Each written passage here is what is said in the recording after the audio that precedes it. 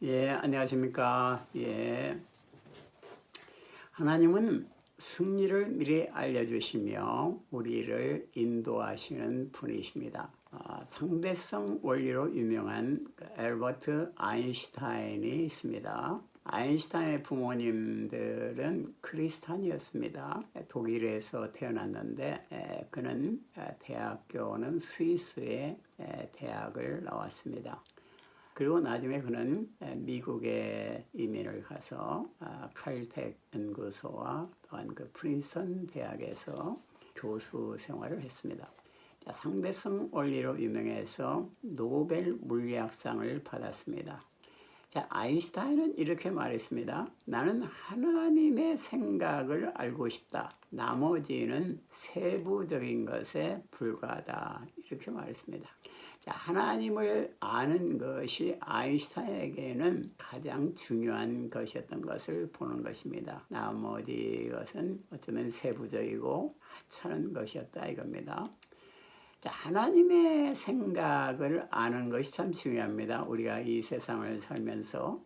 그런데 하나님께서는 승리를 미리 알려주시며 우리를 인도하시는 분이십니다. 우리를 이끄시는 분이십니다. 이 인도하고 이끌다는 말은 히브리어로 마샤크 이런 단어를 사용합니다. 이 마샤크라는 히브리어는 어떤 면에서 상당히 그 강제적인 요소도 들어가 있는 것을 볼 수가 있습니다. 이끌다, 끌다, 당기다 이런 말이 있는 것입니다.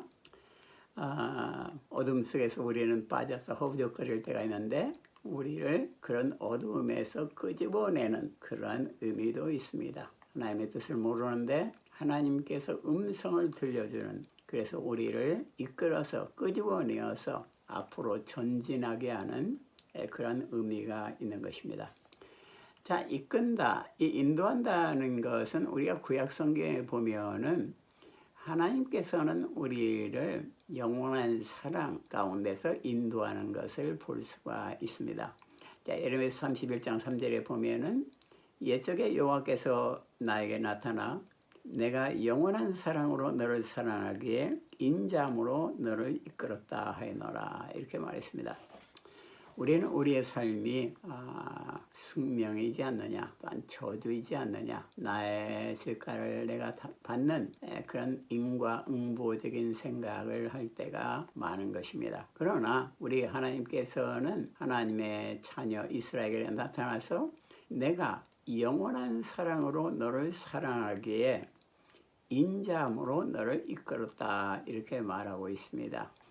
하나님은 인자, 사랑을 가지고 우리를 지금도 끌고 가시는 것입니다. 하나님이 이끄시는데 인간이 따라가지 않을 수는 없는 것이죠. 또 우리 구약성경에 보면은 하나님께서는 빛과 진리로 우리를 인도해서 은혜의 자리로 인도하는 것을 볼 수가 있습니다. 시편 43편 3절에 보면은 주의 빛과 주의 진리를 보내어 나를 인도하사 그의 성산과 장막에 이르게 하소서. 주님이 임재하시는 거룩한 성산과 그 장막에 인도한다 이겁니다. 어떻게? 주님께서 주님의 빛과 진리를 나에게 비춰서 그렇게 인도한다고 약속을 했습니다. 우리 신약 성경에 들어가 보면 우리 예수님께서는 최후의 만찬에서 제자들에게 하나님의 인도를 약속했습니다. 예수님께서는 제자들을 떠나서 천국에 올라가지만은 그러나 예수님께서는 보혜사 성령을 보내가지고 그의 제자들을 모든 진리 가운데로 인도한다고 약속했습니다. 요한복음 16장 13절에 보면은 그러나 진리의 성령이 오시면 그가 너희를 모든 진리 가운데로 인도하시리니 그랬습니다. 진리의 성령 예수 그리스도가 오시면은 우리를 영원한 진리 가운데로 인도하는 것입니다. 그렇기 때문에 우리가 예수를 믿는 우리는 이미 진리의 성령이 임하였기 때문에 우리의 삶을 지금도 영원한 진리 가운데로 모든 진리 가운데로 인도하고 계시는 겁니다. 우리의 삶은 사실은 하나님의 인도를 깨닫고 따라가는 단순하고도 은혜가 넘치는 희망이 넘치는 그러한 것입니다. 우리가 하나님의 인도 이끄심을 확신한다면은 우리는 어떤 상황에서도 낙심하지 않고 소망을 가지고 기쁨을 가지고 앞으로 전진할 수가 있는 것입니다. 오늘 본문 말씀은 사사기서 7장 14절인데 그것을 말하고 있습니다. 사사기서 7장 14절 그 동무가 대답하여 가로되 이는 다른 것이 아니라 이스라엘 사람 요아스의 아들 기드온의 칼날이라. 하나님이 미디안과 그 모든 군대를 그의 손에 붙이셨느니라 하더라. 자, 오늘 이야기는 기드온의 이야기입니다. 좁게 보면은 기드온의 신앙의 하나의 과정을 묘사한 이야기고, 넓게 보면은 이스라엘 백성을 하나님께 승리하게 하는 이야기입니다. 이스라엘 백성은 가나안 땅에 들어갔는데 거기에서 우상을 숭배하게 되었습니다. 그래서 하나님께서는 그 우상 숭배하는 그 이스라엘 백성들을 믿음을 되돌이키기 위해서 미디안 군대를 동원시켜서 이스라엘을 침략하게 하는 것입니다. 그래서 7년간 미디안은 계속적으로 이스라엘을 침략을 했습니다. 이스라엘 백성이 열심히 일을 해서 농작물을 가꾸고 이렇게 하지만은 양이나 소떼를 키우지만은 미디안 군대들이 침략을 해가지고 모든 그 농작물과 소떼나 양떼나 가축들을 탈취해서 도망갔습니다. 그렇기 때문에 이스라엘 백성은 아무리 열심히 일을 해도 결국은 그 열매를 먹지 못하는 그런 안타까운 사정이 있었고 또 괴롭힘을 당했던 것입니다. 이스라엘 백성은 하나님께 이제 부르짖기 시작했습니다. 하나님께서는 기드온이라는 그 농부를 불러서 이스라엘 백성을 구원하기를 원했습니다. 그러나 기드온은 자기 자신이 너무나 보잘것없는 그런 농부였기 때문에 하나님이 정말 자기를 불렀는가 이거에 대한 확신이 없었습니다. 그래서 그는 하나님께 그 확신을 구하기 위해서 이제 표징을 달라고 이렇게 말한 것입니다. 그 중에 여러 가지가 있지만 특별히 양털 뭉치를 이제 마당에 내놓고 그 양털 뭉치에 물이 젖으면은 그리고 마당은 이렇게 말라 있으면 하나님이 부른 줄 알겠다 이렇게 하나님께 표징을 구했습니다. 다음날 아침 일어나서 그 양털 뭉치가 있는 곳을 가보니까 정말 양털 뭉치에는 물이 이슬이 젖어 있는데 그 마당은 아주 이렇게 말라 있었습니다. 그러나 기드온은 하나님의 그 계시에 대해서 확신을 갖지 못하고 다시 한번 또 그는 표징을 구했습니다.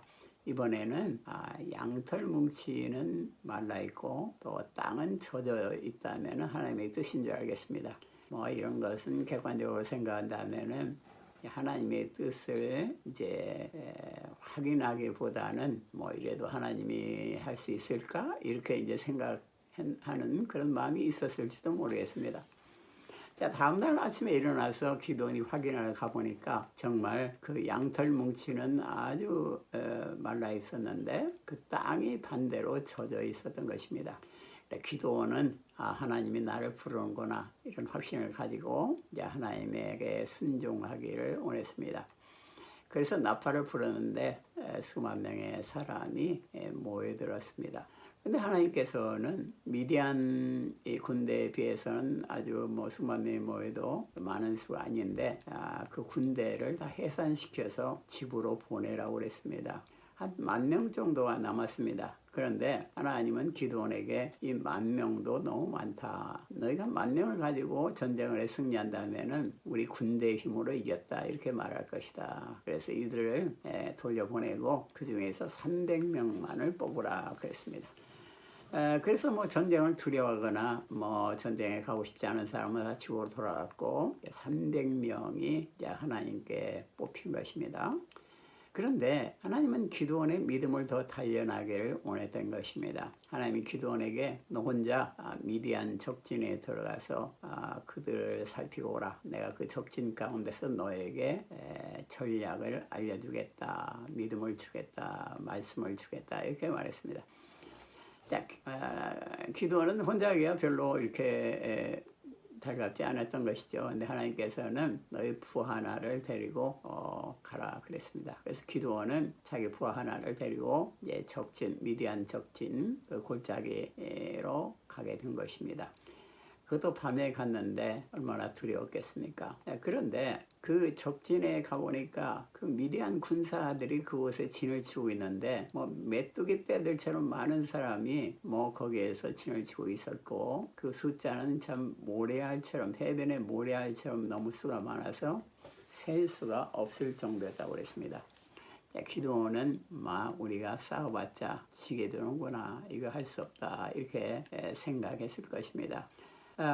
약간 멀리서 이렇게 이야기하는 소리가 들리고 불빛이 있어서 가까이 접근했습니다. 그런데 이야기 소리가 들리는데 어느 미디안 두 병사가 이야기를 하고 있었습니다. 내가 이제 꿈을 꿨는데 보리떡 하나가 굴러서 내려오더니 우리의 진지를 다 파괴시켜 버렸다, 이렇게 말을 했습니다. 그러자 또 한 병사가 그 꿈을 해석을 해줬습니다. 그것은 기드온의 칼이다. 기드온이 우리를 공격을 해서 우리는 완전히 전쟁에서 지게 될 것이다, 이렇게 이제 해석을 해줬습니다. 자, 기드온은 이 해석을 들으면서 이것은 하나님의 음성이다, 이렇게 확신을 가지고 이제 미디안 진지를 나와서 이제 되돌아가 확신을 가지고 되돌아가게 되었습니다. 우리가 이 세상을 살면서 진정으로 필요한 것은 군대 숫자와 같은 유형적인 것이라고 우리가 생각하기 쉬운데, 어떤 유형적인 그러한 것을 의지하기 쉬운데 사실은 확신인 것입니다. 믿음이, 하나님께 대한 믿음이 우리의 삶에 있어서 승리의 비결인 것을 볼 수가 있는 것입니다. 자, 기드온은 되돌아가서 300명의 군대를 3개 부대로 100명씩 나눴습니다. 자, 횃불을 준비하게 하고 항아리로 그것을 이제 덮어서 야밤에 이제 미디안 진지를 이제 침입하게 되었습니다. 그들은 3대로 나눠가지고 미디안 진지를 공격하는데, 그 횃불을 이제 항아리로 가리고 그 횃불을 몽둥이로 쳐가지고 깨트려서 깨트리는 동시에 큰 소리를 지르게 했습니다. 자, 그러자 횃불이 항아리가 깨지니까 횃불이 드러나고 그 소리가 얼마나 컸겠습니까? 자, 미디안 군사들은 그 소리를 듣고 놀랐겠습니다. 불이 횃불이 동서남북에서 번쩍번쩍하고 큰 소리가 나니까 놀래가지고 우리는 완전히 포위를 당하고 죽는가 보다 해서 그들이 정신을 차리지 못하고 서로 싸우는데 자기 편을 향해서 칼을 휘둘러가지고 거의 많은 사람이 전신멸하게 되었습니다. 그리고 도망을 갔는데 300명의 용사들은 그들을 추격해가지고 완전한 승리를 거뒀습니다. 기드온은 하나님이 미리 그 승리를 알려줌으로 그 확신을 가지고 나가서 전쟁을 했을 때 완전한 승리를 했던 것입니다. 우리의 삶에 있어서 필요한 것은 하나님이 하시는 일에 대한 확신인 것입니다. 미디안의 군대를 너희 손에 붙였다, 이 하나님의 약속을 믿고 기드온은 들어가서 승리한 것입니다. 자기의 군대의 숫자를 의지했다면 들어갈 수 없었겠죠. 우리에게 진정으로 이 세상을 승리하는 삶의 비결은 하나님의 그런 인도와 하나님의 그 함께 하심에 대한 확신인 것입니다. 하나님의 도우심에 대한 확신은 우리의 삶을 승리로 이끄는 것입니다. 하나님은 승리를 미리 알려주시며 우리를 인도하시는 분이십니다. 그러면 승리를 미리 알려주시며 인도하시는 하나님께서 지금 현재 우리의 삶 가운데서 무슨 일을 하고 있습니까? 첫 번째로 승리를 미리 알려주시며 인도하시는 하나님께서는 성령님으로 소망을 깨닫게 하십니다. 에베소서 1장 17절 18절에 보면은 우리 주 예수 그리스도의 하나님 영광의 아버지께서 지혜와 계시의 정신을 너희에게 주사 하나님을 알게 하시고 너희 마음 눈을 밝히사 그의 부르심이 소망이 무엇이며 성도 안에서 그 기업의 영광의 풍성이 무엇이며. 자, 하나님께서는 지혜와 계시의 성령을 주시는데 이 성령님은 먼저 하나님을 알게 합니다. 그리고 우리의 눈을 밝혀서 하나님이 나를 뭘 위해서 불렀는가 그 소망을 깨닫게 하시고 또 하나님이 나를 위해서 예비하신 놀라운 그러한 기업을 은혜를 축복을 깨닫게 하시는 겁니다. 그래서 우리를 강하게 하시는 겁니다. 자, 지혜와 계시를 주시는 분은 성령님이신 것입니다. 성령님의 지혜는 어떠한 인간의 지혜보다도 뛰어나고 정확하고 진리인 것입니다. 그래서 우리가 성령의 지혜와 계시를 따를 때 우리의 삶은 평안과 승리와 기쁨으로 넘칠 수가 있습니다.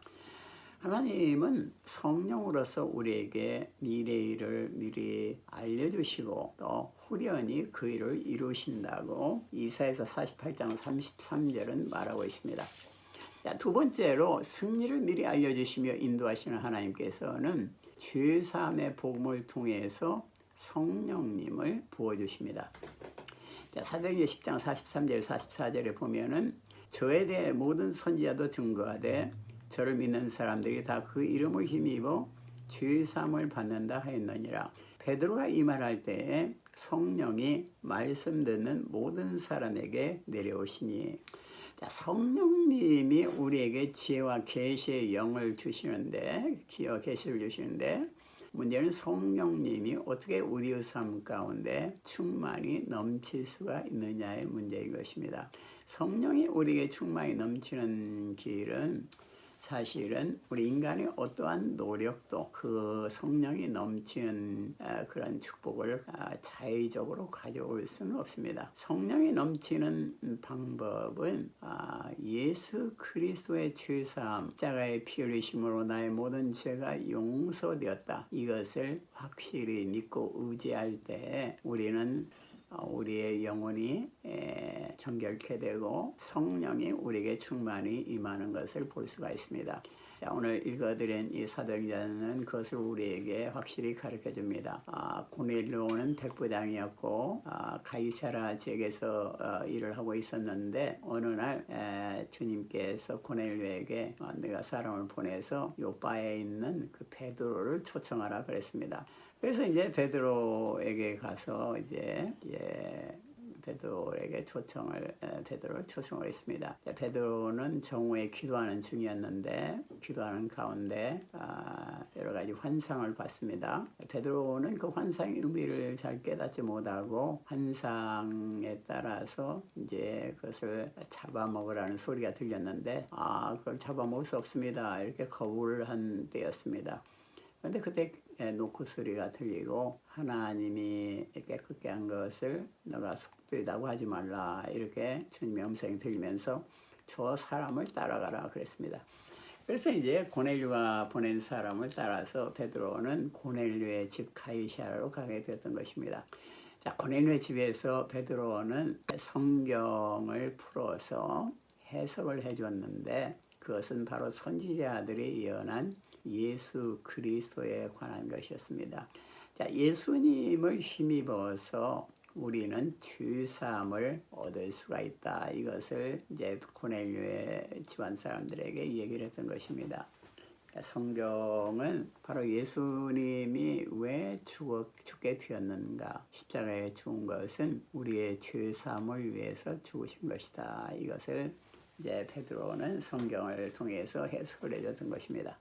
그런데 이 말씀을 전할 때 성령이 말씀을 듣는 모든 사람에게 내려왔다고 했습니다. 그런데 그 성령님은 마치 오순절날 바람과 불과 같이 이스라엘 백성들에게 임한 그 성령님과 똑같이 임하였다고 했습니다.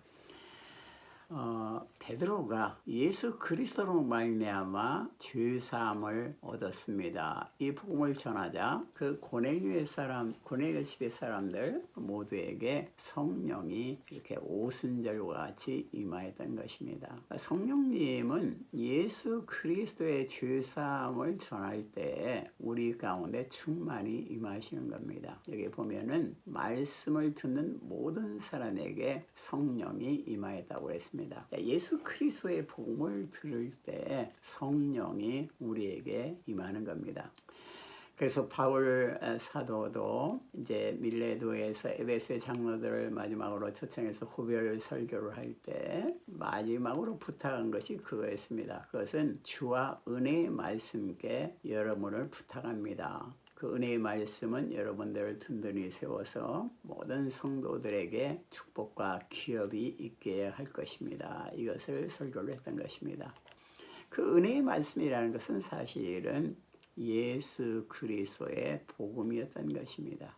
예수 그리스도의 복음이 그 에베소에 있는 교회들을 든든히 세우고 그들에게 은혜와 축복을 부어준다는 것을 사도 바울은 이제 말한 것입니다.